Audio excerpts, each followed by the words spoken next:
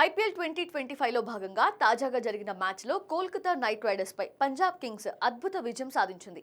స్వల్ప స్కోర్లు నమోదైన ఈ మ్యాచ్లో 16 పరుగుల తేడాతో పంజాబ్ కింగ్స్ గెలుపొందింది. అయితే ఈ విజయంపై పంజాబ్ కోచ్ రికీ పాంటింగ్ ఆసక్తికర వ్యాఖ్యలు చేశాడు.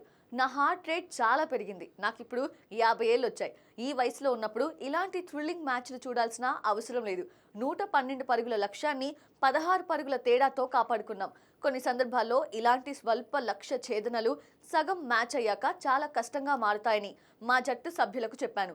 పిచ్ కష్టంగానే ఉంది. గేమ్ మొత్తం చూస్తే ఇది అర్థమవుతోంది. ఇక్కడ బ్యాటింగ్ చేయడం అంత ఈజీ కాదు.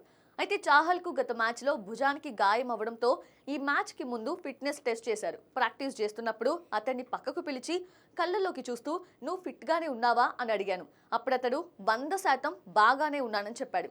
ఈ మ్యాచ్లో చాహల్ ప్రదర్శన అద్భుతం. ఒకవేళ ఈ మ్యాచ్లో మేం ఓడిపోయినా సెకండ్ హాఫ్లో మా ఆటగాళ్ల పెర్ఫార్మెన్స్ చూసి పొగడకుండా ఉండలేను.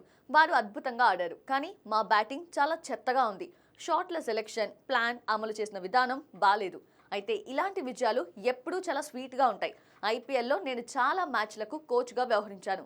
అయితే ఈ విజయం మాత్రం నాకు ఎప్పుడూ ది బెస్ట్గా నిలిచిపోతుందని రికీ పాంటింగ్ చెప్పుకొచ్చాడు.